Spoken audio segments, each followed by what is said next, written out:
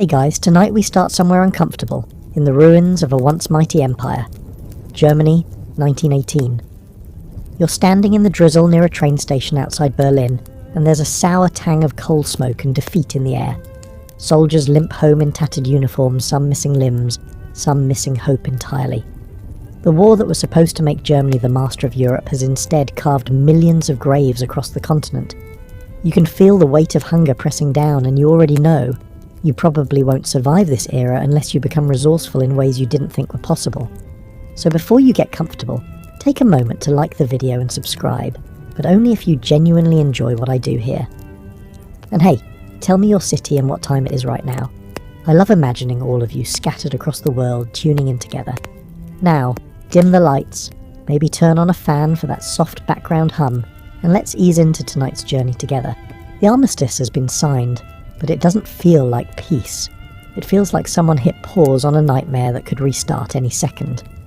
You watch freight cars stacked with wounded men clatter past, and overhead, black-winged crows circle like they own the place. Farmers are starving because the front devoured their horses. Cities are starving because the countryside resents them. You smell bread one moment and gunpowder the next. Factories that once turned out artillery now stand silent, their furnaces cold, their workers milling in lines for soup. Somewhere in the distance, a church bell rings, not in celebration but in warning. The Kaiser has fled to the Netherlands and nobody really knows who's in charge anymore. The Reichstag, that dome-topped parliament building you once ignored, is suddenly supposed to be the heart of a republic. A few people cheer the news. Most people just stare, dazed, as if freedom is another ration ticket they can't afford. A historical fact here.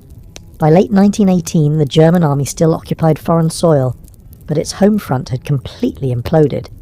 The sailors in Kiel mutinied, unions went on strike, and the monarchy fell almost overnight. For the first time in centuries, the word democracy was whispered in German streets without fear of prison. But not everyone's buying it. You overhear two men in line for bread, both veterans. One spits on the ground, muttering that Germany didn't lose the war. It was stabbed in the back. That phrase, Dolchstoßlegende, will become a conspiracy that poisons an entire generation. The idea that socialists, Jews and politicians betrayed brave soldiers, it's nonsense, but it's emotionally irresistible. A fringe idea now, but wait a decade. You'll see it printed on banners. You walk through a park where children kick around a ball made of rags. Their mothers sit on benches reading about the Treaty of Versailles in the newspaper. Nobody knows exactly what it says yet, but rumours spread fast. Reparations, loss of colonies, the army limited to 100,000 men, and a clause, Article 231, that blames Germany entirely for the war. It's a humiliation carved into law. The faces around you go pale as they read. Somewhere between the headlines and the hunger, a strange determination takes root. You sense it in the way people start hoarding machine parts, in the murmurs about new scientific societies forming even while the economy dies. A quirky little fact. Within months of surrender, German engineers were already designing tractors that suspiciously resembled tanks, purely for agricultural use, of course. When you ban the sword, people sharpen plowshares instead, and sometimes they sharpen plowshares back into swords. The open scholarly debate about this era still rages. Was Germany doomed by Versailles, or did it doom itself by refusing to accept defeat honestly? Some historians argue the treaty was impossibly harsh and guaranteed revenge. Others point out that the Weimar Republic actually got off easier than it could have. After all, Germany's industrial heartlands remained intact. The truth, as always, probably lives somewhere in the muddy middle, wearing both guilt and grievance. You wander down unto Den Linden, the grand boulevard leading to the Brandenburg Gate. Statues of Prussian kings glare down like disappointed ancestors. Shops sell whatever's left. Old military buttons, wilted flowers, sometimes a single egg. A street musician plays violin for coins that nobody has.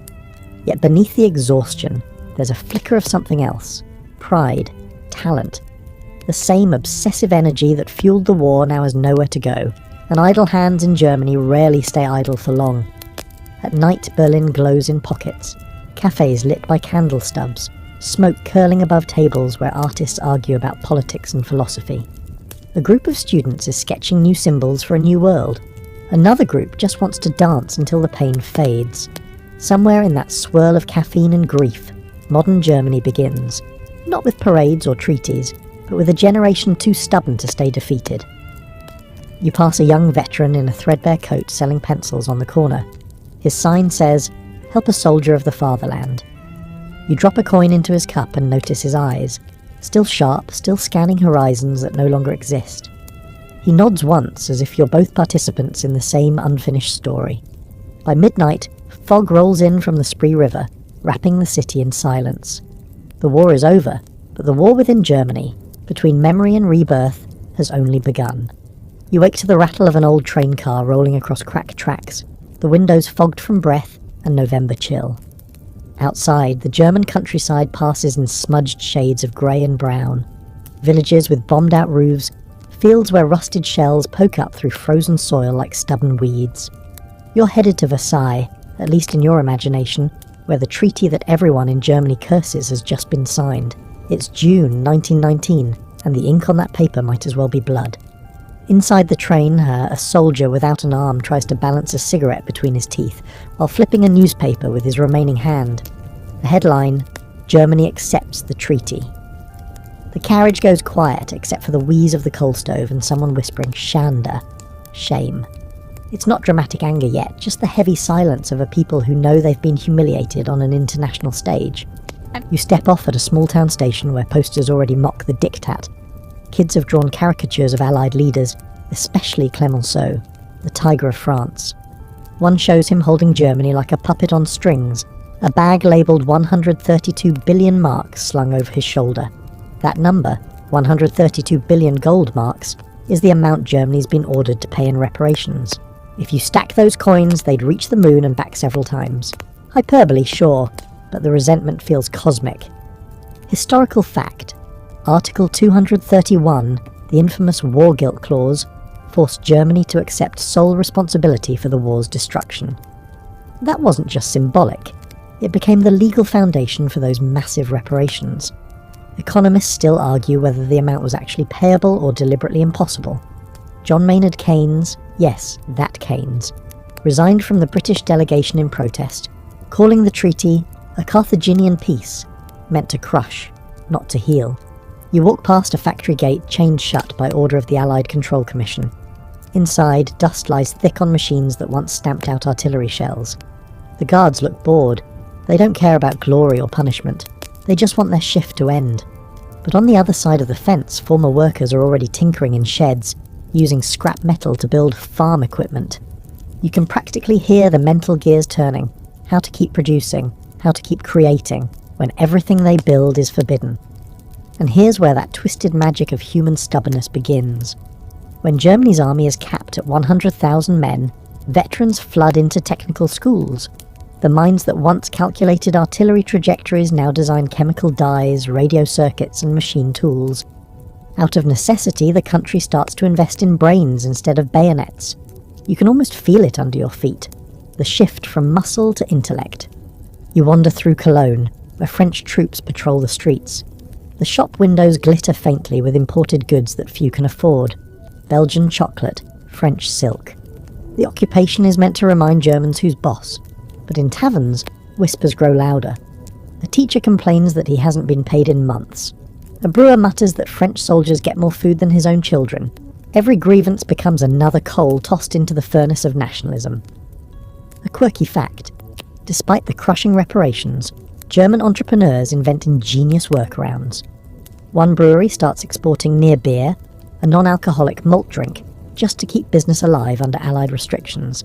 Another company, Bayer, shifts from explosives to pharmaceuticals and patents something called aspirin. Even in ruin, the country finds ways to monetize its pain. The debate among historians, was the Treaty of Versailles the single biggest diplomatic mistake of the 20th century? Some say yes. It humiliated an entire nation into radicalism. Others argue Germany was treated no worse than it had treated others in 1918 when it imposed the harsh Treaty of Brest-Litovsk on Russia. Maybe Versailles wasn't uniquely cruel. Maybe it just hit a proud country at the worst possible emotional moment. By 1920, you're in Berlin again, standing in line for bread that cost more each week. Posters warn of communist uprisings, monarchist coups and food shortages. Yet the cafes are still packed, the cabarets still humming. It's as if the nation refuses to collapse gracefully. You see an artist painting a soldier with wings, half angel, half machine. That's Germany, he says, wiping his brush, grounded but dreaming. You drift past government offices where clerks type invoices for reparations payments so massive they're absurd. Germany ships coal, steel, timber, whatever the Allies demand. The French occupy the Ruhr region in 1923 to squeeze more out of them, and in response the German government tells its workers to go on passive resistance. They refuse to work, but the government still pays them by printing money. Lots of it. That's tomorrow's problem, though. Tonight you stand outside the Reichstag and feel the mood shift from despair to defiance. A man nearby folds a leaflet into your hand. It reads, "Germany will rise again, not by sword, but by spirit." He looks you in the eye, tired but burning with conviction. You don't yet know who he is, and he doesn't either, but he's one of millions planting the seeds of recovery, of strength built from the humiliation Versailles intended to enforce. The bells toll again across the city, same tone as last time, but it sounds different now. Less like surrender, more like a vow. The chains of Versailles were meant to bind a nation. Instead, they're teaching it how to flex. You blink awake to the smell of coffee. Real coffee, not the roasted barley substitute people have been choking down for years. Somehow you've landed in Berlin, 1924, a city that's trying to convince itself it's alive again. Streetcars rattle past new theatres, jazz leaks from open windows, and for the first time since the war, laughter doesn't sound guilty. The war's over, Versailles still stings, but people are tired of mourning. They want motion. You wander through a plaza where vendors hawk newspapers with headlines like, "The Dawes Plan approved," and "Mark stabilised." Finally, a sliver of financial oxygen. The US has agreed to loan Germany billions to help it pay reparations, and for a brief, dazzling moment, the economy breathes again. Bankers are smiling, the cabarets are hiring, and the Weimar Republic, the fragile democracy born from war's ashes, starts to believe it might actually work. Historical fact: the Weimar Republic was officially established in 1919 in the small town of Weimar, where the new constitution was written. It was one of the most progressive charters of its time, granting women the vote, guaranteeing civil rights, even enshrining social welfare. On paper, it's a dream. In practice, it's a tightrope strung over chaos. The left and right both hate it. Monarchists call it weak, communists call it fake. You can feel that tension in the air, the sense that everyone's playing along only because the music's good for now. You find a cafe table beside the Spree River, and the waiter, thin as a flagpole, eyes full of suspicion, sets down your drink. A band is playing something wild and syncopated. They call it jazz, imported from New York by sailors and exiles. Couples dance like they're trying to shake off history itself. The air smells of tobacco, cheap perfume and freshly printed money. Money that, for once, actually means something again. Across the street, a new art school called the Bauhaus is rewriting the visual language of the modern world. Its founder, Walter Gropius, believes art and technology should merge into something clean, simple, functional. You peek inside one of the classrooms. Students are bent over geometric models, sketching chairs that look like they were built by aliens. A quirky fact here: Bauhaus students wore blue work jackets instead of fancy clothes to show that artists were workers too. In a country trying to rebuild itself, that symbolism matters. But Weimar's energy isn't just creative, it's manic. Everything feels like a gamble. Inflation might be tamed for now, but nobody trusts it to stay that way. People drink like tomorrow doesn't exist. Politicians shout each other down in Parliament while fringe parties, nationalists, communists, monarchists, plot in beer halls and basements. Democracy, it turns out, is exhausting. You step into one of those beer halls drawn by the roar of laughter and smoke.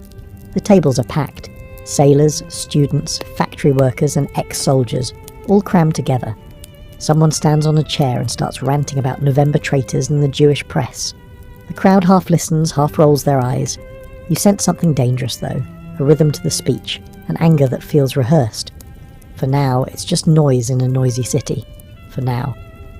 The scholarly debate about Weimar Germany often asks, was it a genuine rebirth, or merely an intermission before disaster?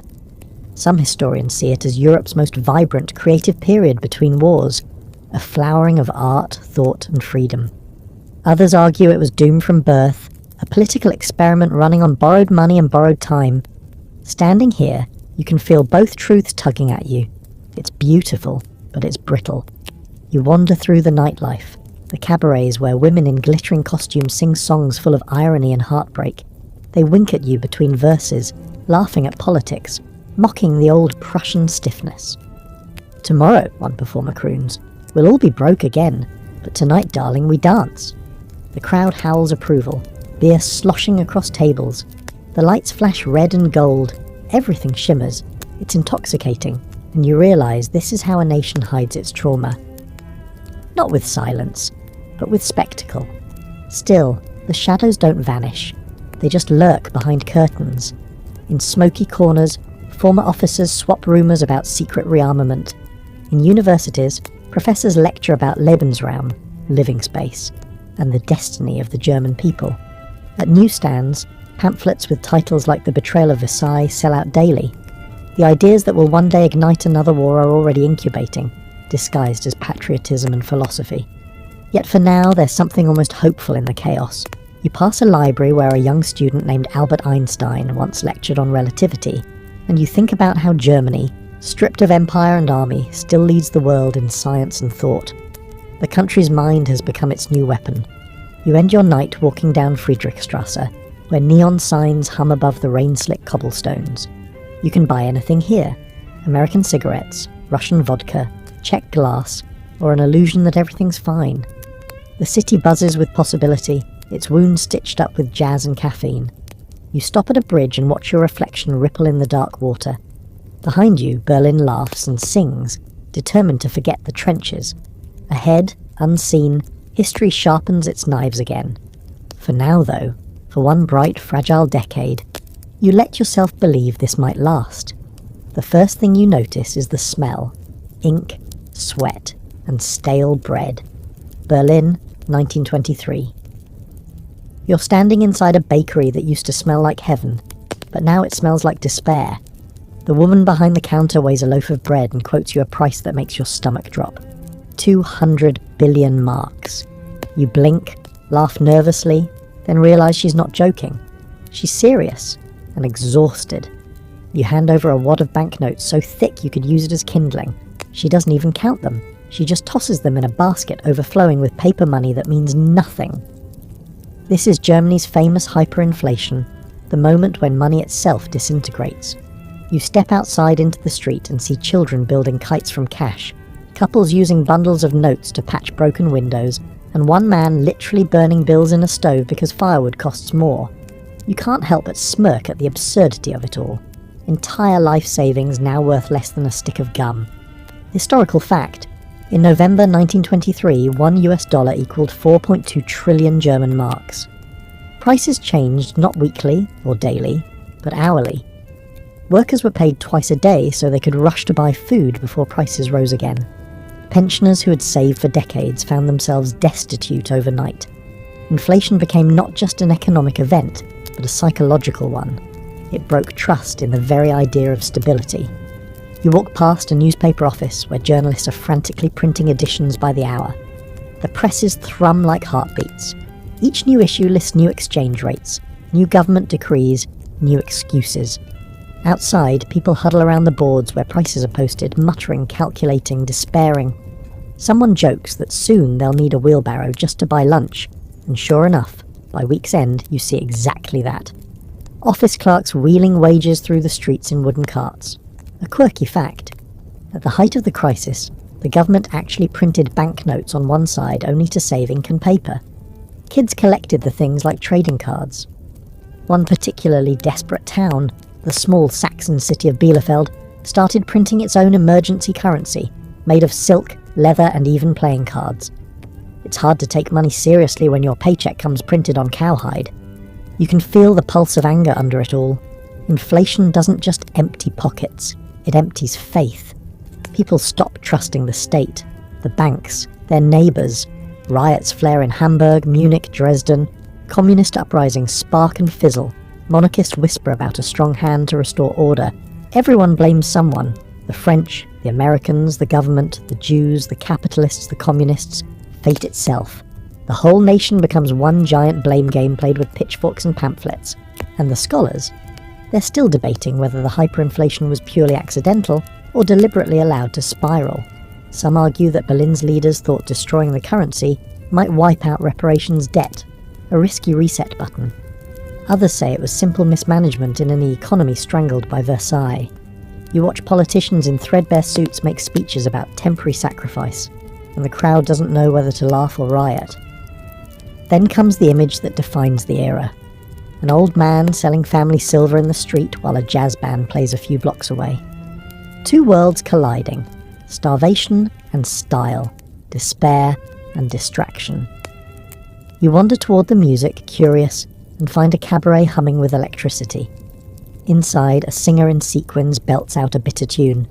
Who needs a fortune when you can dance for free? The crowd roars approval. Everyone's broke, but they still tip in banknotes worth billions. You look around at the faces, artists, students, veterans, dreamers. They're not just surviving, they're mocking their own misery. And maybe that's Germany's secret weapon. The ability to laugh at disaster, to turn suffering into performance. It's the same defiance that will, a decade later, be weaponized by darker forces. But tonight, it's still art, not propaganda. In one smoky corner, a group of intellectuals debate economics. One insists the crisis will produce a new kind of citizen, tough, cynical, immune to illusion. We are learning, he says, that nothing lasts. Not kings, not money, not truth. You sip your drink and think, he might be right, and that might be the scariest thing of all. Amid the chaos, a new hero quietly appears, Hjalmar Schacht, a banker with a name that sounds like a sneeze. In 1924, he helps create the Rentenmark, a new currency backed not by gold, but by land and industrial value. Miraculously it works. Prices stabilize. For the first time in years, people stop needing suitcases full of cash to buy dinner. You feel the collective exhale across the country. The storm hasn't passed, but at least the ground isn't shifting underfoot anymore. You wander home past the Brandenburg Gate. The city feels strangely calm. Streetlights flicker, their glow soft and uncertain. You think of all the absurd images you've seen, wheelbarrows of cash, dancing on the edge of ruin, and realize something profound. Out of this madness, Germany is learning resilience. It's not the kind of strength that comes from armies or flags. It's the strength of people who've already lost everything and know they can rebuild from ash. As you step into your rented room and close the door, you hear distant laughter. Maybe from the cabaret, maybe from the ghosts of soldiers who once marched these streets. You can't tell. But it feels like a promise. Ruin never lasts forever, especially here.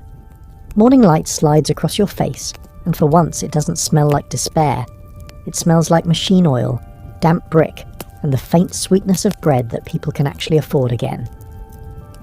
It's 1925, and Germany, impossibly, is getting back on its feet. You're walking through a quiet industrial district in Essen, where the air hums with a kind of restrained defiance. The blast furnaces that once made cannon barrels are cold, but behind heavy doors and innocent names, sparks are flying again. It's illegal, of course. Under the Treaty of Versailles, Germany's army is capped at 100,000 men. Tanks, heavy artillery, aircraft and submarines are all banned. The nation that once manufactured death on an industrial scale is supposed to stick to tractors and typewriters. But you can't untrain an entire generation of engineers. When people can't build weapons, they build machines that could be weapons, just in case. You step into one of those secret workshops disguised as an agricultural machinery cooperative. Inside, the clang of metal echoes like heartbeat. Men in overalls hunch over blueprints that look suspiciously military. They nod at you but say little. Everything here runs on silence and precision. On the wall, a sign reads, Werkzeug für den Frieden, tools for peace. The irony practically drips. Historical fact, even in the 1920s, while Germany was technically disarmed, its industrial base was never truly dismantled. Companies like Krupp, Rheinmetall and Siemens retooled for civilian production but kept their expertise intact. Engineers used this downtime to innovate, refining metallurgy, chemical processes and mechanical design. When rearmament finally came in the 1930s, these industries didn't start from scratch. They simply flipped a switch. You run your fingers over a half-built tractor that seems to have suspiciously thick armor plating. The foreman catches your look and smirks. For rough fields, he says. Right. Fields with bullets, maybe. Outside, the Ruhr region still bears the scars of occupation.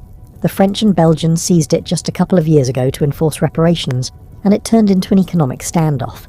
German workers went on strike, refusing to cooperate, while the government paid them with printed money, fueling the hyperinflation you barely survived last chapter. But now, with the Dawes Plan bringing American loans and the occupation ending, the Ruhr breathes again.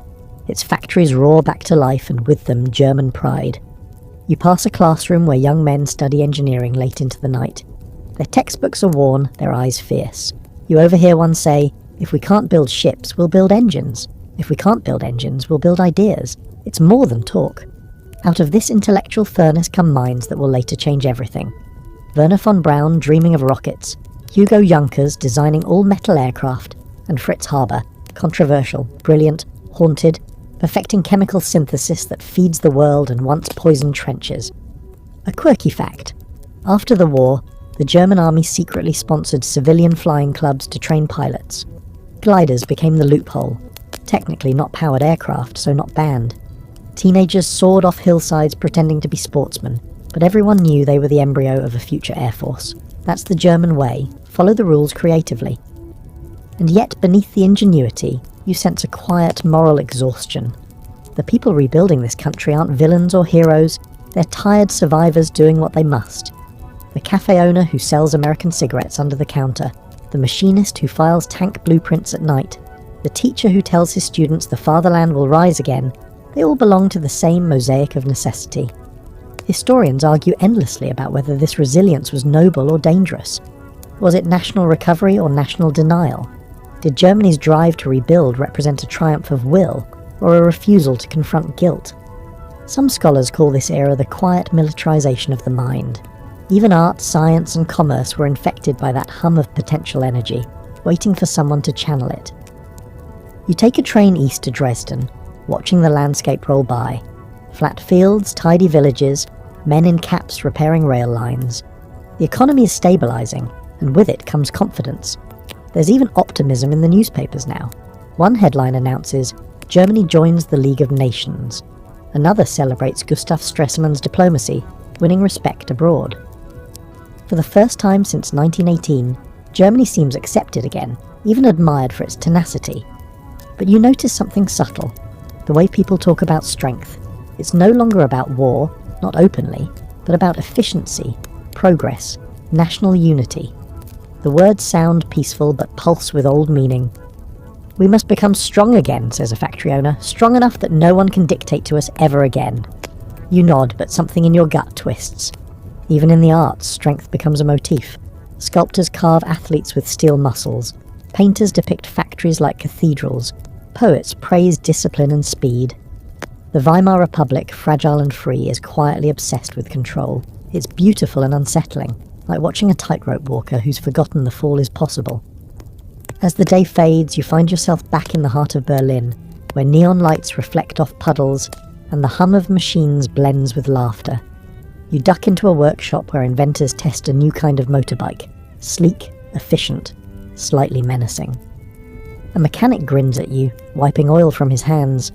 "We'll build the future," he says. You believe him. You just don't know whose future he means. The city's alive again. The factories glow like furnaces of ambition. Germany's not rearming in body yet, but in mind, in spirit, it's already training. You look up at the smoky sky, feel the vibration of engines under your feet, and realize this is how strength returns. Not with parades, with patience, with plans. The train rocks gently as you head south toward Munich, the window smeared with soot and the countryside rolling by in slow motion. You sip bitter coffee and listen to the rhythmic clatter of the tracks, a sound that feels like Germany breathing again. It's 1926, and if you glance at the headlines, everything looks calm. The currency is stable, the Dawes Plan money is flowing, and the government has found a sort of fragile rhythm. But under that polished surface, you can feel it, the quiet hum of something being rebuilt in secret. You arrive in a foggy industrial zone where warehouses line the river like sleeping giants. On paper, they produce farm vehicles and industrial tools. In reality, they're the lungs of a machine Germany isn't supposed to have anymore.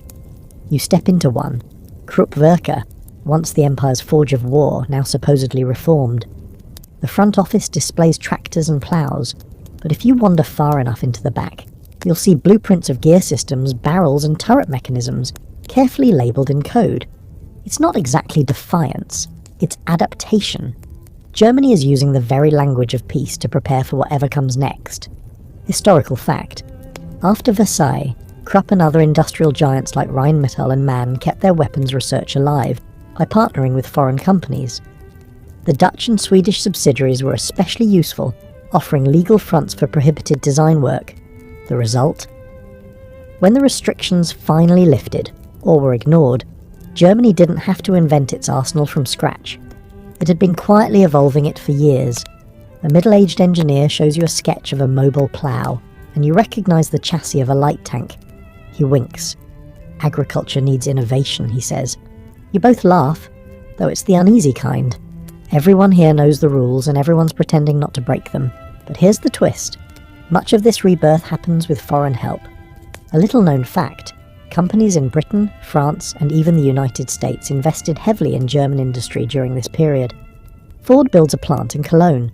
General Motors buys a major stake in Opel. The Allies who once swore to keep Germany weak are now financing its recovery, because money, it turns out, has no memory. You take a short walk through the city streets.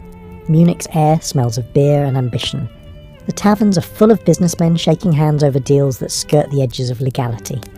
The economy's improving, but there's also a sense of restlessness, as though prosperity without power feels hollow. You hear it in the way people talk, always about when Germany will stand tall again, not if. A quirky fact. During these years, secret rearmament deals weren't limited to Europe. In 1926, the German military began collaborating with the Soviet Union. Yes, their old enemy. Out in the Russian plains near Kazan, German pilots trained in experimental aircraft, and chemical weapons were tested far from the eyes of the League of Nations. Officially, it never happened. Unofficially, the Soviet-German partnership became one of the most bizarre alliances of the interwar period. Two pariah states trading secrets and pretending to hate each other in public. You can almost imagine the scene. An officer in a Soviet greatcoat handing a German engineer a wrench saying, "We both lost everything. Let's make sure we never lose again." Scholars still debate the morality of this underground revival. Some see it as survival instinct, a nation's right to rebuild in the face of unfair punishment. Others call it willful deceit, the prelude to catastrophe. You stand there, surrounded by the clang of machinery, and it's hard not to feel both truths at once. Germany is rebelling quietly, not out of vengeance, but out of compulsion. It's what happens when pride is banned but never broken. Outside the factories, the streets of Munich hum with culture again. The cafes are filled with poets and painters talking about the new Germany, while jazz bands drown out the arguments. It's a strange harmony. The same society that hides tank blueprints also produces experimental art and abstract music. The Bauhaus designers are still sketching clean, futuristic shapes, and those same aesthetic ideals, order, strength, symmetry, will one day find more sinister uses. You sit at a table near the Isar River, watching students toss bread to ducks and argue about socialism versus nationalism.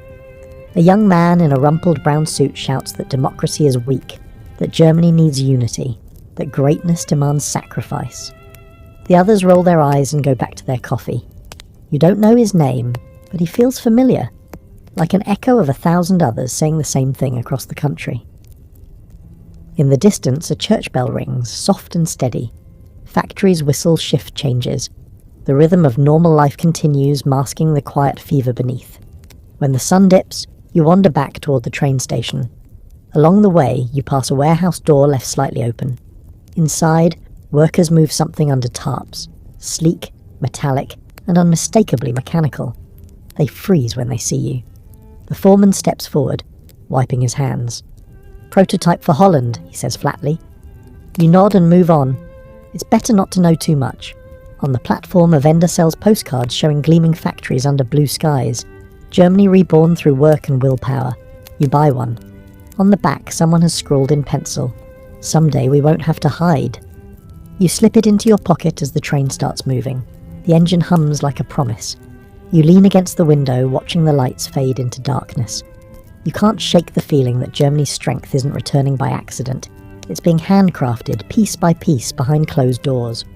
Not a resurrection forced from above, but one engineered from below, powered by quiet defiance and remarkable precision.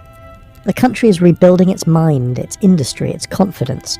Soon, someone will figure out how to weld those things together into a new kind of power. For now, though, the sound of the train feels like the heartbeat of a sleeping giant, steady, patient, and getting louder. You wake to sunlight flickering across steel, bright, reflective, and slightly menacing. It's 1927, and you're standing on a bridge overlooking the Spree River, watching barges loaded with coal glide toward the factories that have become Germany's new temples. The air smells like oil and optimism. Everyone's talking about progress now, about the future, about recovery. Nobody talks much about the war anymore. It's not forgotten. It's just archived, like an old file too painful to open. You make your way to a bustling cafe where businessmen in crisp suits read newspapers printed in English, French, and German. One headline announces the visit of American bankers to Berlin. Another declares that foreign investments in Germany are at an all-time high. Across the room, a jazz band plays a bouncy tune imported from New Orleans. The mood, almost giddy. You can sense it. The country's shifting from survival mode to ambition. Historical fact. The Dawes Plan, signed in 1924, allowed Germany to borrow heavily from American banks to pay its reparations and rebuild its economy. The arrangement worked beautifully, until it didn't. But for now, it made Germany one of the fastest recovering nations in Europe. Industrial output surpassed pre-war levels by the late 1920s, and unemployment plummeted. Germany was back in business, financed by the same nations that once swore to keep it down. You walk through the financial district and the buildings are practically glowing. Glass, marble, polished wood, signs of prosperity everywhere. Typists clack away in offices, engineers sip espresso at lunch. It's easy to forget how recently the currency collapsed into dust. Berlin feels almost American now, loud, brash, always selling something. But you notice something odd about this recovery. The money's real, but it isn't homegrown. American dollars flood the economy like a drug that gives instant strength, but hides the side effects. Germany's roaring on credit, and everyone's too busy dancing to care about the hangover. You duck into a small bank to change some currency, and the clerk smiles proudly. The mark is stable, he says. Even Paris respects it now. His fingers tremble slightly as he counts your bills, maybe out of habit from those hyperinflation days. The trauma of worthless money doesn't fade easily. A quirky fact. Berlin became the second largest stock exchange in the world during this boom, right after New York. Speculators crowded cafes, flipping through ledgers like gamblers. Even cab drivers and bakers invested in sure things, and the city's slang sprouted phrases like Aktien fever, stock fever. The country wasn't just rebuilding, it was buzzing. You stroll toward Alexanderplatz, where construction cranes stretch against the sky like iron skeletons. The city's growing vertically now. New hotels, department stores, and cinemas sprout like mushrooms after rain. You stop in front of one of the biggest marvels, the Haus der Rundfunks, a gleaming new broadcasting centre. Radio is the new obsession, connecting millions of Germans to the same voices, the same music, the same news. You pause outside and hear a tinny speaker playing a cheerful tune. And that's when you realise this technology, innocent and wondrous now, will one day become something far more powerful. But tonight, it's just entertainment. You slip into a movie theatre showing Metropolis, Fritz Lang's dystopian masterpiece. The audience gasps as the futuristic city towers on screen, workers toiling underground while elites live above the clouds. You feel the room lean forward collectively, hypnotised by the vision of industry and control. It's art, sure, but also a mirror. Germany's rebuilding itself exactly like that. Sleek, efficient, unequal. The scholarly debate about this period is fascinating. Some historians call the late Weimar years a golden age of culture and recovery. Others see it as a mirage, a house of cards propped up by foreign loans and social exhaustion. Standing here, you sense both. The surface is brilliant, the foundation brittle. Later you take a walk along the Kurfürstendamm, Berlin's glamour strip. The neon lights shimmer like artificial stars. American cars cruise by, jazz spills from every doorway, and fashion boutiques display designs so modern they look almost alien. Women wear short hair and shorter dresses, men wear confidence like armour. It's all so modern, so free, that it feels almost reckless. At a corner cafe, a waiter hands you a coffee with a grin. "The war's finally over," he says. You nod, but something inside whispers that wars don't end, they just change shape. You glance across the street and notice a group of men in uniforms, not military, but oddly close. Paramilitary groups like the Stahlhelm and the Free Corps never really went away. They still drill in parks, carry flags, sing songs about honour and sacrifice. Most Berliners ignore them now, but you can tell they're waiting, quietly, patiently, for their relevance to return. Meanwhile, the arts explode. Painters like Otto Dix and George Grosz fill galleries with grotesque portraits of corrupt politicians and decadent elites. Writers like Thomas Mann warn of spiritual decay beneath material success. You wander through a gallery and stop before one of Dix's works, a soldier's face disfigured by war, staring at you through layers of colour and irony. It's a reminder that the ghosts haven't gone anywhere. They've just learned to smile. As you leave the gallery, you pass a group of students arguing on the sidewalk. One quotes Nietzsche, another Marx. The third slams his book shut and says, "We need something real, something pure." You can't tell if he means religion, nationalism, or something darker. Either way, you know that kind of hunger can move mountains, or burn them down. When you finally return to your apartment, the city still hums outside your window. You look out at the streets below, lights, cars, laughter, all flowing in one unbroken current. Germany looks unstoppable tonight, as if nothing could possibly go wrong again. But you've been here long enough to know better. Every time this country starts to shine, it's because it's standing on a fault line. And though you can't hear it yet, the ground has already begun to shift. The morning air tastes like rain and possibility. You're walking down a cobblestone street in 1928, and Berlin feels like the centre of the universe. People are smiling more, storefronts are open later, and someone's whistling an American tune you can't quite place. Something bright, full of brass and mischief. The city, once a carcass of war, now pulses like a living organism. You can almost trick yourself into believing the paint's been scrubbed clean. But you're not here for the bankers or the engineers tonight.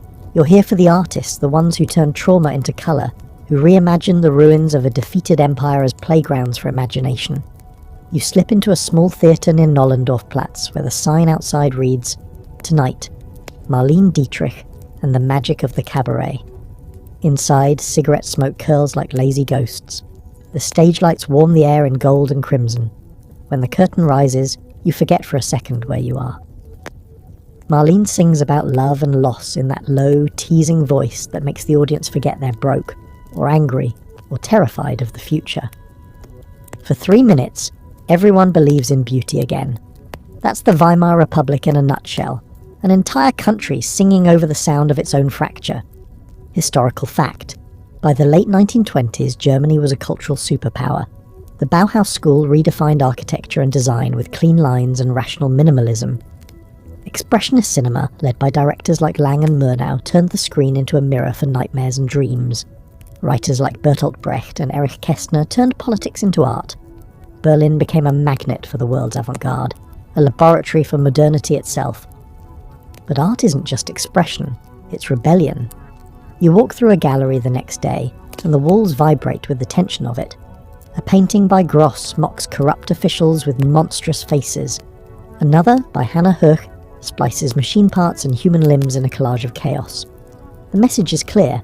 Everything's broken, but maybe that's what makes it interesting. A quirky fact. In this era, Germany had more movie theatres than any other country in Europe. Going to the cinema wasn't just leisure, it was therapy. Audiences lined up to escape into fantasy worlds while their real one teetered on contradictions. You could call it denial, or maybe just collective self-care. You walk out into the streets again, blinking against the daylight. The city is noisy with construction, scaffolds, hammers, cranes. Even the noise sounds ambitious. Germany's GDP is climbing, unemployment is low, and exports are booming. The newspapers talk about a new era. You hear people calling Berlin the Chicago of Europe. Fast, raw, endlessly inventive. And yet in quieter corners there's a different hum. The people who never benefited from this boom, the farmers, the rural poor, the old soldiers, are still restless. They see the city's nightlife as decadence. proof that the country's soul has been sold for cocktails and jazz. In beer halls outside Munich and Nuremberg, the conversations aren't about art or architecture. They're about purity, betrayal, and the dream of order. You stop at a small newsstand. Between the tabloids and art magazines, you spot pamphlets from fringe parties railing against cultural decay. The language is angry, moralistic, oddly nostalgic for a world that probably never existed. You flip one open, talk of restoring pride, rooting out corruption, reclaiming destiny. It's easy to dismiss, like graffiti on a clean wall, but you've seen enough history to know that graffiti eventually stains. Meanwhile, Berlin's nightlife glitters on. You drift into a smoky bar where the pianist hammers out a rhythm that feels like rebellion disguised as joy. The crowd dances in a fever of self-forgetting. Men in tuxedos and women in sequins spin beneath chandeliers while a drag performer croons about freedom in a country that's still terrified of it. The audience roars approval. For now, this city belongs to the dreamers. You overhear a conversation at the bar, a professor and a journalist debating the future. "We are the future," the professor insists. "Culture will civilize politics." The journalist laughs. "Culture can't fix hunger, my friend." Or hate. They clink glasses anyway, both pretending the argument's over. The scholarly debate about this period usually circles that same question. Was Weimar's explosion of creativity a genuine triumph of liberal values, or just the last dance before collapse? Some call it Germany's most enlightened moment. Modern art, open sexuality, democracy, innovation. Others see it as decadence, the visible tremor before the quake. The truth? It's both. Weimar was brilliant precisely because it was doomed. You walk out of the bar after midnight. The streets glisten from rain, and the electric signs hum like bees. Somewhere far away you hear church bells ringing, a soft reminder of the old world still lurking in the shadows. A police whistle cuts through the night. A taxi screeches around a corner. Everything feels alive, electric, unstable. You pass a shop window displaying a typewriter with a little tag. "The modern German mind at work." You smile. It's meant to be marketing, but it's also prophecy.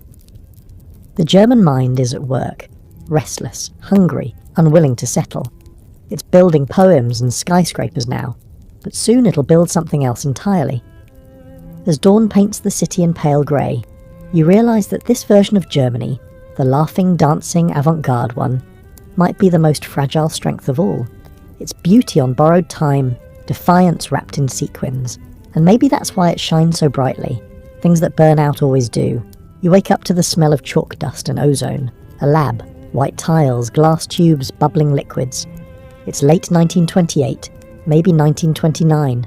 You lose track of time in these corridors of curiosity. You're standing in Göttingen, the quiet heart of German science, surrounded by people who think faster than anyone should be allowed to. Somewhere in this maze of equations and explosions, Germany's rebuilding itself, not with guns or flags this time, but with math. It's peaceful here, in a strange humming sort of way. You can hear the faint tick of a metronome from another room, keeping rhythm for a physics experiment. On the chalkboard in front of you, a cluster of symbols twist into something incomprehensible, like algebraic poetry. You have no idea what it means, but the man who wrote it, Werner Heisenberg, nods at you as if it's perfectly obvious. "Uncertainty," he says, smiling faintly. "It's the only thing that's certain." Historical fact. Between 1919 and 1933, Germany became the undisputed world capital of science.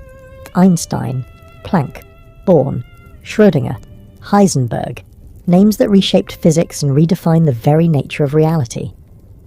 At one point, over a quarter of the world's Nobel Prizes in science went to Germans or Austrians. Even stripped of empire and military, the country became a brain trust for humanity. The Weimar years were brutal on the streets, but in the laboratories, pure ignition. When money was worthless, ideas became the new currency. You walk through a chemistry lab where Fritz Haber, yes, the same man who gave the world both synthetic fertilizer and poison gas, is lecturing about nitrogen fixation. Students scribble notes, torn between awe and guilt. Science, in this country, is never just neutral. A quirky fact. In 1929, a Berlin physicist named Leo Szilard got the idea for the nuclear chain reaction while waiting at a traffic light. The concept, he later said, flashed into my mind like a revelation. He was crossing a German street when the atomic age began, long before the rest of the world even knew it was possible. You pass a room where technicians are tinkering with early radio equipment, vacuum tubes glowing like tiny suns. Across town, another group of scientists at Telefunken are experimenting with television. And somewhere in a dingy Berlin attic, an eccentric named Manfred von Ardenne is trying to build an electron microscope out of spare parts. It's all part of the same fever, the sense that knowledge itself might rebuild what war destroyed. You sit down with a young woman named Lisa Meitner, one of the few female physicists of her generation. Her eyes burn with quiet determination. Science is international, she says. Politics is temporary. Equations last forever. You want to believe her, but you've seen how easily brilliance can be bent toward darkness when the right leader comes along. The scholarly debate about this period never really ends. Was Weimar's scientific golden age proof that adversity fuels innovation? Or was it the last gasp of free thought before ideology crushed it? Some say genius needs chaos, others insist it needs peace. Germany's story complicates both theories. Here, even ruin became a kind of fertilizer. Outside the lab, Göttingen is sleepy and green. You wander down narrow streets lined with ivy-covered walls and half-timbered houses. Students ride bicycles past bookstores and beer halls. There's laughter, debate, and that youthful arrogance that believes knowledge can solve anything. You catch snippets of conversation. Relativity, socialism, philosophy. Nobody here's talking about Versailles or reparations. They're too busy talking about the meaning of the universe. And yet, just beneath that academic calm, there's tension. Professors whisper about government funding cuts, about foreign scientists being lured away to better paid jobs in America and Britain. The country's intellectual glory is dazzling, but fragile. You feel it like static in the air. You take a train back to Berlin that evening and the mood shifts immediately. The capital's noise returns. Cars, laughter, radios blaring advertisements for coffee and cigarettes. Science might be Germany's quiet strength, but culture is its loud one. You see posters for new films, new plays, new inventions. A headline at a newsstand boasts, German scientists discover new cosmic rays. Beneath it, another warns, stocks fall on New York Exchange. You don't know it yet, but that second headline is the one that will change everything. Still tonight, the lights are bright. You wander into a lecture hall where Albert Einstein is speaking. His hair is as wild as you imagined, his accent soft, his humour disarming. The true sign of intelligence, he says, is not knowledge but imagination. The audience laughs. He looks tired but luminous, like someone who's seen the universe's secrets and wishes they were a little less complicated. As you leave the hall, you pause outside beneath the night sky. It's clear, vast, and indifferent. Somewhere above you, stars flicker that Einstein has just proven are farther away than anyone ever thought possible. The brilliance here feels almost defiant. Germany rebuilding its soul not through politics, but through curiosity. You walk along the river, past university buildings and old bridges. In the water's reflection, the city's lights shimmer like particles. Tiny, uncertain, beautiful. You think of Heisenberg's words. Uncertainty is the only certainty. Maybe that's Germany right now. A nation of experimenters, chasing formulas for a future that no one can quite predict. Tomorrow, the crash will come. Tomorrow, the optimism will buckle. But tonight, in these laboratories and lecture halls, the future is still wide open, raw, electric, and full of dangerous genius. It's a chilly October morning in 1929, and Berlin feels off. The streetcars still rattle, the cafes still buzz, but there's a strange quiet beneath the chatter, a low hum of unease. You're sitting at a corner table in Café Josti, your spoons swirling cold coffee as the waiter glances at the front page of the Berliner Tageblatt. The headline is short, sharp, and almost unbelievable. Wall Street collapses. You lean back and let that sink in. The American stock market, that glittering engine feeding German recovery, has just swallowed its own spark. You don't know it yet, but this isn't just a New York problem. This is the domino that's about to knock down half the world. Outside, life continues like nothing's wrong. An organ grinder plays a cheerful tune, a flower vendor haggles with a couple in fedoras. But if you look closer, you can see the cracks. The banker across the street has his hands buried in his hair. A delivery boy, once whistling, now trudges with his cart half empty. It's the stillness before the crash wave reaches shore. Historical fact.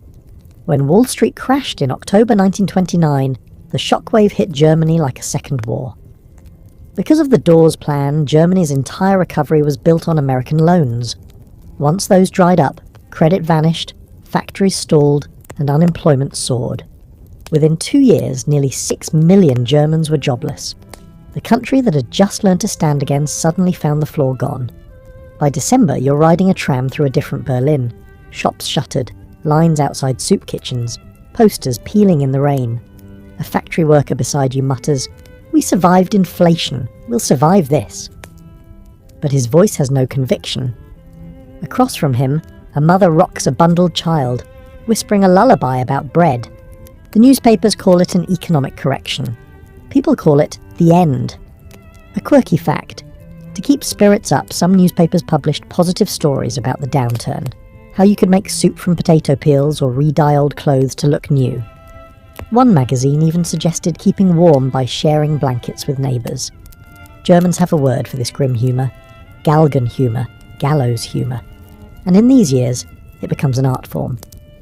You wander through Alexanderplatz, where once cocky stockbrokers now sell pencils on the corner. One of them stops you. "Just temporary," he insists.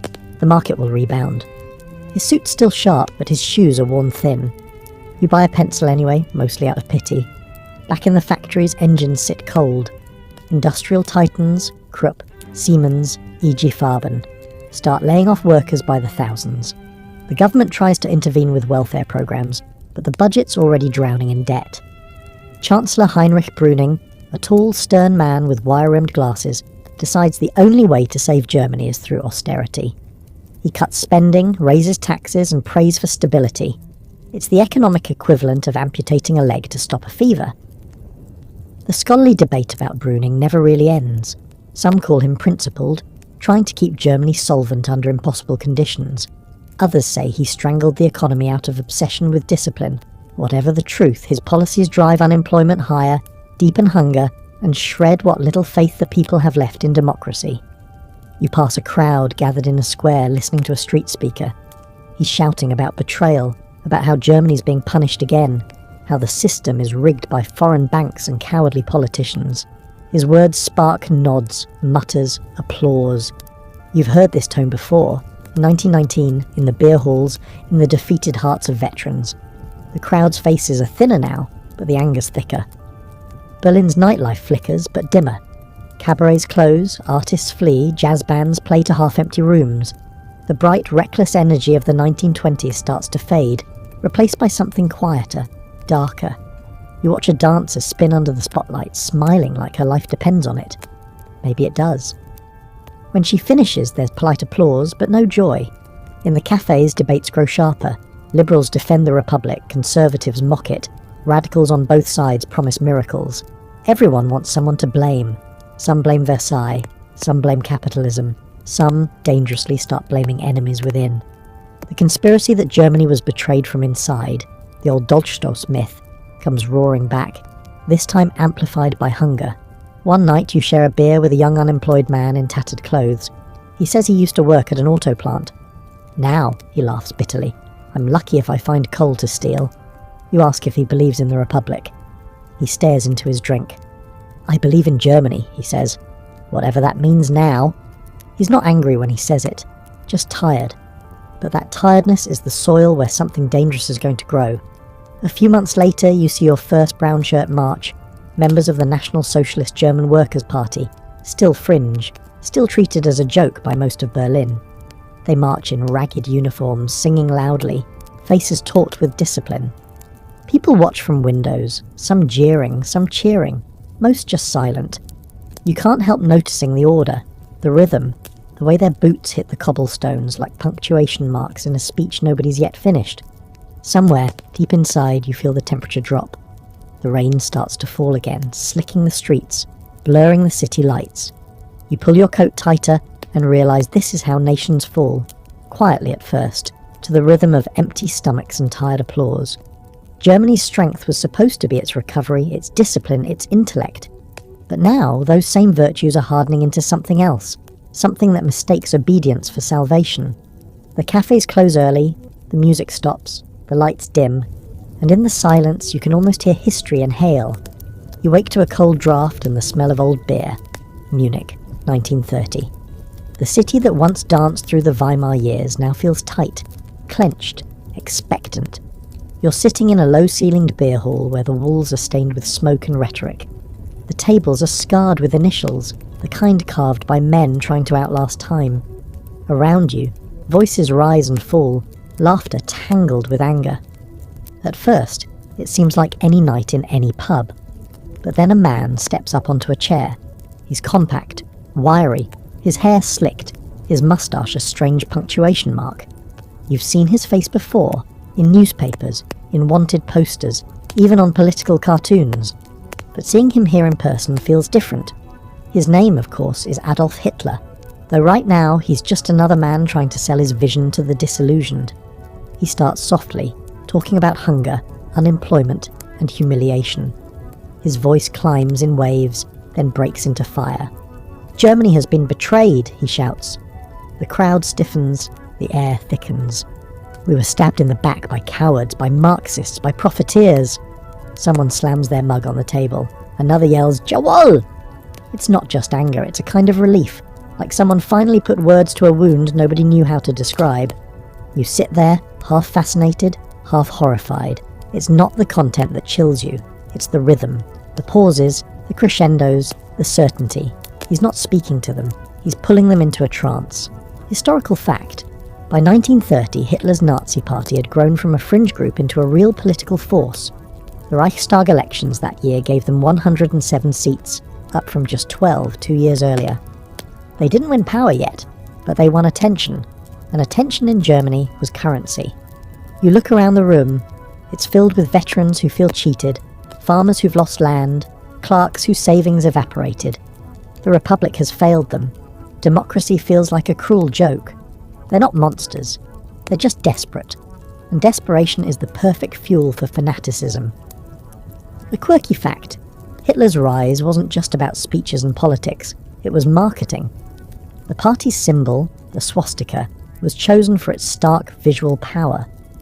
Nazi posters used modern design, bold fonts, red, black, white contrasts, to stand out on crowded walls. They didn't just sell an ideology, they sold an identity. The party even ran film nights, parades, and charity drives to look like a grassroots movement of hope rather than a machine of hate. You leave the beer hall after midnight, your head buzzing. Outside, the streets of Munich are quiet except for boots on cobblestones, men marching in formation under dim street lamps. They wear brown uniforms, their faces hard, their movements precise. The Sturmabteilung, or SA, the party's paramilitary wing. Their existence is technically illegal, but nobody enforces that anymore. The Republic is losing its grip, law by law, night by night. Historians still debate what, exactly, made Hitler's rise possible. Was it the Depression itself, the Treaty of Versailles, the Weimar Republic's internal weakness, or was it something darker, an exhaustion of faith, a collective surrender to simplicity after too much chaos? You watch those brown shirts march and realise the answer is probably all of it.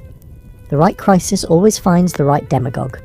You wander through Munich's old town where the windows are dark and the cobblestones shine from rain. You pass a newsstand, rows of papers shouting headlines about unemployment, coalition collapses, new elections. One headline reads, "Democracy in Peril." Another, right beside it, "Hitler promises national renewal." You stand there for a long time, the two headlines blurring together in the drizzle. At a nearby cafe, you overhear a group of middle-class men discussing politics. One shrugs and says, "At least the Nazis are organised." The others only argue. Another nods. "We've tried freedom," he says. "Maybe it's time we try discipline." You can't help thinking how easily the human mind mistakes order for peace. Later that night, you stop by a railway station where refugees from rural Germany sleep under newspapers. The farms are collapsing. Credit gone, harvests poor, markets flooded. One man, thin as the bench he lies on, mutters in his sleep, "Deutschland erwache," Germany awake. You shiver. It's the Nazi slogan now, but it sounds older, almost mythic, like something whispered by ghosts. Back in Berlin, the mood's no better. Parliament's a circus. Dozens of parties, none with a majority. Governments rise and fall faster than cafe gossip. The people tune out, turn inward, turn toward anyone who seems decisive. You walk past a rally where communist banners clash with Nazi flags, fists flying, police sirens wailing. Democracy, once a promise, now looks like chaos in slow motion. A woman selling newspapers catches your eye. "They'll fix it," she says, nodding toward the Nazi column. "They have to." You ask who they are. She shrugs. The ones who know what they're doing. And just like that, you understand the danger. Germany's getting strong again, but not in the way anyone hoped. It's not the strength of creativity or recovery anymore. It's the strength of surrender, of wanting someone else to do the thinking, to carry the weight, to tell you who to blame. You walk away as dawn creeps over the rooftops, the faint orange glow catching on the swastika banners that hang discreetly from windows. The birds are singing, the city waking, but something's changed in the air. You can feel it in your chest, the collective heartbeat speeding up, steady, disciplined, terrifyingly unified. The next chapter of Germany's strength is no longer about survival. It's about power. You wake to the sharp clang of a church bell and the dull thump of boots on pavement. Berlin, 1931. The streets are lined with leaflets, crumpled, rain-soaked, half-trampled manifestos from every political faction still pretending to believe the system works.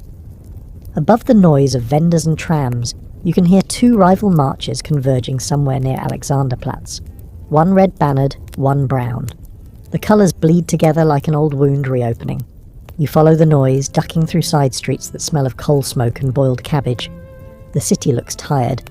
Graffiti on every wall, shop windows streaked with dust, children playing soccer with a tin can because leather is too expensive. The golden 20s might as well have been a fairy tale. Now the fairy tale's over, and everyone's fighting over the ending. When you reach the square, it's chaos. The communists, young, loud, disciplined, chant for workers' revolution. The Nazis across from them answer with cries of "Germany first!" The police stand in a nervous line between them, fingers twitching on their batons. A bottle arcs through the air, shatters, and the whole thing erupts. Fists, smoke, sirens. You back into a doorway as men tumble past, faces bleeding, flags torn. Historical fact. By 1931, street battles between the communist Roter Frontkämpferbund and the Nazi Sturmabteilung had become almost routine. There were thousands of political clashes every year, hundreds dead, and entire neighbourhoods effectively controlled by one faction or another. Berlin wasn't a city anymore, it was a collection of barricades. You watch a young SA man drag himself to his feet, blood on his cheek, grin on his face. "We'll clean this place up soon," he says to no one in particular. Across the square, a communist waves a red flag in defiance, shouting, "No more bosses, no more fascists." Both believe they're saving Germany. Neither notices the woman sweeping broken glass from her doorstep, muttering that she just wants bread. A quirky fact. The unemployment rate this year hovers around 30%. Entire professions vanish. One group of laid-off musicians forms a singing taxi service. Two men pulling a cart while crooning popular tunes for tips. Another group of engineers sells miniature wind-up trains modelled after real locomotives. The irony is that none of them can afford an actual train ticket. Out of desperation comes ingenuity, but also radicalism. You make your way to a coffee house near Unter den Linden, where the newspapers are still warm from the presses. The headlines are like punches. Cabinet collapses again. Emergency decree issued by President Hindenburg. Violence escalates across Ruhr. The Weimar Republic, once the most progressive democracy in Europe, now governs mostly by decree. Parliament meets, argues, adjourns, repeats. Nothing moves except anger. An old man at the next table, wearing a tattered military coat from the last war, leans toward you. "You know what this country needs," he says. "A man who can make decisions." He taps the table with a yellowed finger. "Just one man." You nod slowly, not because you agree, but because you've heard the same sentence too many times to argue. The scholarly debate about this moment often focuses on inevitability. Was the fall of Weimar baked into its design, a fragile coalition system that could never survive economic catastrophe? Or was it sabotaged from within by elites who thought they could control chaos and ride it to their advantage? Historians argue in essays. Here, in the smoke-filled cafes, people argue with fists. You spend an afternoon walking along the Spree, watching barges carry coal and corpses of ambition downstream. The city's bridges are crowded with the jobless, fishing for scraps, staring at the water as if it might answer them. You hand a man a cigarette, he accepts it with a trembling nod. "It's not the hunger," he says quietly, "it's the waiting." By evening, the sky turns violet and cold. A radio crackles from a nearby window. President Hindenburg, the 80-something field marshal, is addressing the nation.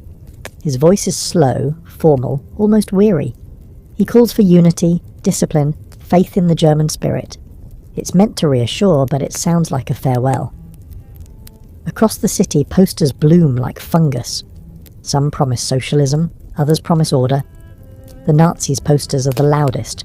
Bold red swastikas, simple slogans. Arbeit und Brot, work and bread. You realise how brilliant the simplicity is.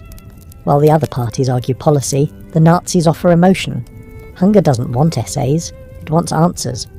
A woman selling flowers on the corner tells you she used to be a schoolteacher. "No one can pay tuition now," she says. She glances at the marching brown shirts, their torches glowing in the dusk.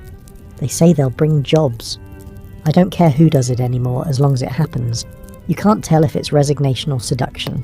Maybe both. You head toward the Tiergarten as night falls. Somewhere a jazz band plays a tired tune. The music sounds ironic now, almost desperate. You can smell roasted chestnuts, coal smoke, and fear. Germany's getting stronger again, yes, but in the wrong muscles.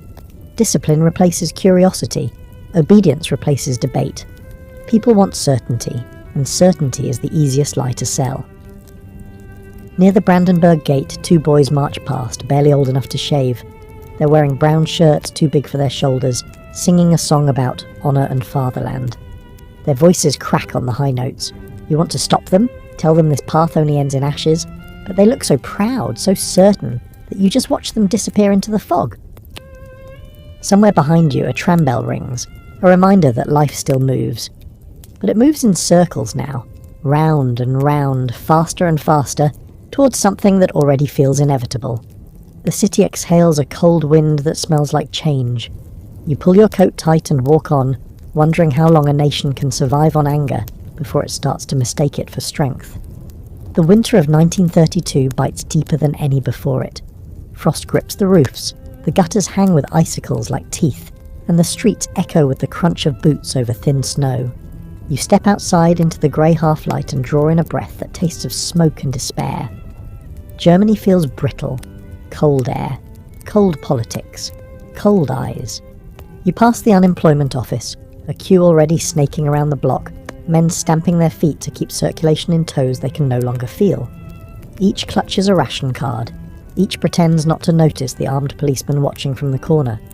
A sign in the window reads Arbeit gesucht, work wanted, but the real meaning is hope wanted.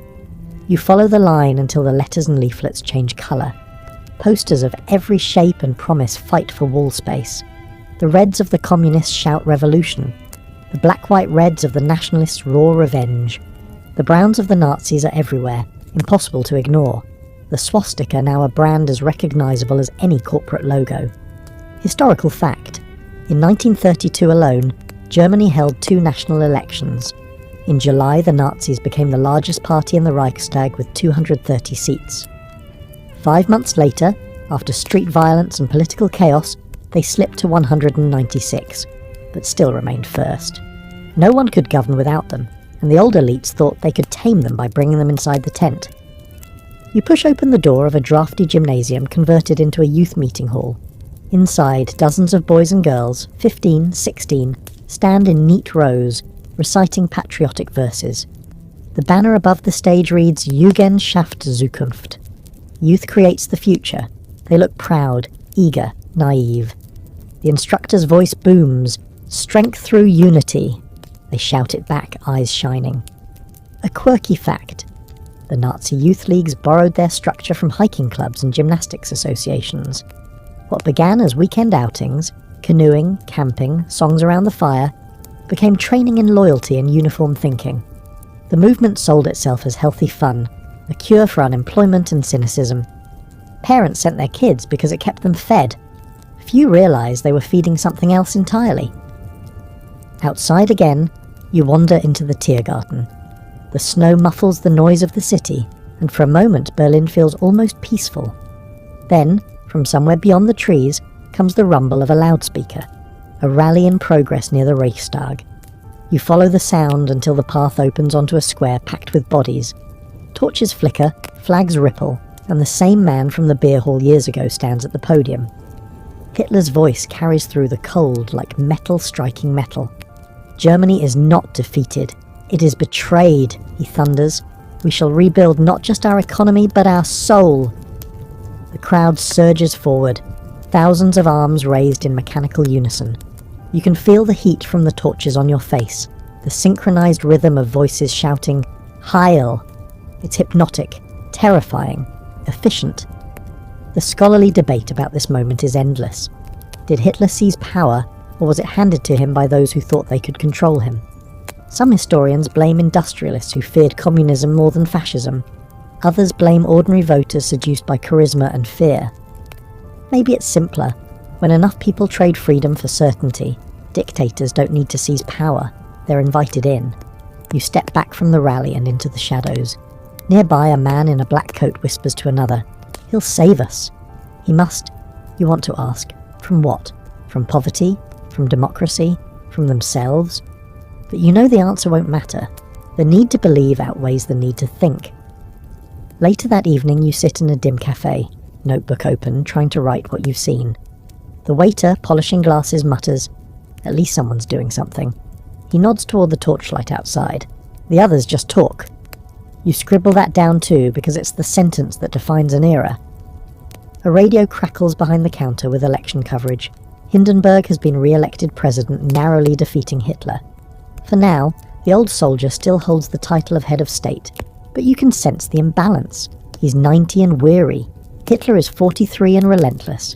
The future, it seems, has better stamina. You leave the cafe just before midnight. Snow falls again, fine and steady. The torchlight procession has dispersed, leaving black scorch marks on the pavement where tar-soaked staves burned out. You crouch, touch one. It's still warm. Across the street, two policemen tear down a communist poster. They don't bother removing the Nazi one beside it. The message is subtle, but clear. The rules are already shifting, gravity tilting toward the loudest voice. You walk along the river, the city lights smearing across the ice. From a window above, someone plays an old phonograph record. Something tender, maybe a waltz. But the sound wavers, swallowed by the wind. Germany, that restless experiment of democracy and intellect, has learned to march in step again. Strength has returned, but it's a strength made of noise, fear, and perfect timing. You think of those children shouting unity, of the unemployed man wishing for a single decisive leader, of the torches reflected in their eyes. Snow keeps falling, erasing footprints, covering everything in a clean, silent lie. You open your eyes to the flicker of floodlights cutting through smoke. Berlin, 1933. Somewhere a siren wails, a long single note that freezes the night. You pull your coat tighter and glance up at the orange glow rising over the city's rooftops. It's not dawn, it's fire. The Reichstag, the heart of Germany's fragile democracy, is burning. You push through the crowd gathering at the square. Faces lit by flame, breath rising in pale clouds. The building's great dome is a silhouette of ruin. Someone shouts, "Communists! They've done it!" Others echo it instantly, like a chorus rehearsed in panic. Nobody really knows what happened, but nobody waits for proof. The story spreads faster than the smoke. Historical fact. On the night of February 27th, 1933, the Reichstag building was set ablaze. A Dutch communist, Marinus van der Lubbe, was found at the scene and blamed, but to this day, historians debate whether he acted alone, whether it was a larger plot, or whether the Nazis staged the fire themselves as an excuse to seize power. What matters more is what followed. Within hours, Hitler, now Chancellor of Germany for barely 4 weeks, stands beside President Hindenburg at the site, face lit by the flames. "This is a signal," he declares, "a communist uprising." He demands emergency powers to protect the nation. The next morning, the Reichstag fire decree suspends civil liberties, allows arrests without trial, censorship of the press, and searches without warrants. Freedom doesn't end with a vote, it ends with paperwork. You walk home through streets already changed. SA men patrol the corners, rifles slung casually across their shoulders. They don't wear police uniforms, but they don't need to. They're the law now, or close enough. You pass a bookshop where the owner is being questioned for selling un-German literature. His hands shake as he locks the door under orders. The key trembles in his grip like a violin note. A quirky fact. The morning after the Reichstag fire, Nazi officials sent telegrams to local police units instructing them to prepare protective custody for thousands of suspected communists. It was bureaucratic efficiency at its most chilling, mass arrests planned by office clerks with fountain pens. The city smells like smoke for days. Newspapers run photos of the Chancellor visiting the ruins, framed like a martyr. Posters appear overnight. Hitler defends the nation. Stand with the Führer against chaos. The word Führer, leader, slips into headlines and speeches more often now, as if testing its weight. The scholarly debate about this moment is brutal. Some argue the fire marked the point of no return, the death certificate of the Weimar Republic. Others insist the Republic had already been dying for years, the blaze only the spark that made the autopsy visible. Either way, you feel it in your bones. Germany has crossed a line it can't uncross. You step into a cafe to warm your hands, only to realise half the tables are empty. They came for the communists this morning, the waiter whispers, and a few others, journalists, professors, Jews. They say it's for safety. You glance around. Nobody meets your eyes. Everyone's stirring coffee that's long gone cold. A radio plays in the corner, a new decree from the government.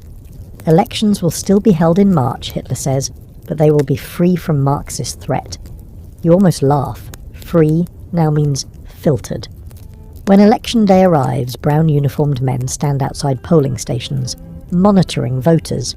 Across the country, opposition leaders have been jailed, their offices smashed, their printing presses confiscated. Still, ballots are cast as if pretending the ritual might save something. The results come in. The Nazis and their allies win just under 50%. Not a true majority, but close enough. Fear does the rest. You walk past the Reichstag again weeks later. The charred shell stands like a monument to convenient tragedy. Nearby, construction crews raise new flagpoles for the banners of the new order, black, white, red, with a swastika at the centre like an open eye. The air feels heavier already, as if language itself has to move slower to survive. You head to a small park bench where a newspaper boy shouts headlines, "Hitler granted full powers." The enabling act has passed. Parliament, surrounded by SA guards, has just voted itself out of existence. Only the Social Democrats vote no, and most of them will be arrested before the month ends. In that moment, Germany ceases to be a democracy. It happens not with an explosion, but with applause. A woman sitting beside you shakes her head. "Maybe now the chaos will stop," she says softly. "Maybe we can just live normal lives again." You want to tell her normality doesn't exist under firelight, but the words feel useless. She doesn't want a lecture, she wants rest. And that's exactly what tyranny sells best. Rest, wrapped in discipline. The days that follow blur together. The red flags vanish. Trade unions dissolve into the new Nazi Labour Front civil servants sign loyalty oaths. Books disappear from shelves. Even the jokes change. Suddenly whispered, never repeated. The same radio that once played jazz now blares speeches about destiny and renewal. You catch yourself humming the rhythm of one by accident and stop, chilled. A fact whispered among intellectuals. Einstein leaves for Princeton this year. Thomas Mann for Switzerland. Dozens more scientists, artists and thinkers flee before the borders tighten. The brain power that once made Germany strong now drains away like light through cracks. You walk home one evening beneath the new flags fluttering over every building. Children march in perfect lines down the street, wooden rifles on their shoulders, singing a song about loyalty and tomorrow. The sound echoes, bounces off the stone walls and settles somewhere deep in your chest. Tomorrow has arrived, and it wears a uniform. You wake to the sound of marching feet. Steady, rhythmic, endless. It's 1934, and the echo of boots has replaced birdsong in the morning. Outside your window, the street glows with banners. Red, black and white hang from every lamppost like arteries pumping nationalism through the veins of the city. Germany's awake again, or so the posters say, and nobody dares look sleepy. You step outside. The air smells of soap, coal and conformity. Even the wind feels regimented. Children in crisp brown shirts march past, swinging their arms too fast for their size. A mother watches from the doorway, smiling nervously. They say it keeps them disciplined, she murmurs, half to herself. You nod, but your stomach tightens. Discipline's no longer about self-control. It's about obedience. Historical fact. By 1934, the Nazis had dismantled every rival institution. The Enabling Act gave Hitler legislative authority. The Reichstag fire gave him fear as justification. The press, courts and unions now bowed to the new order,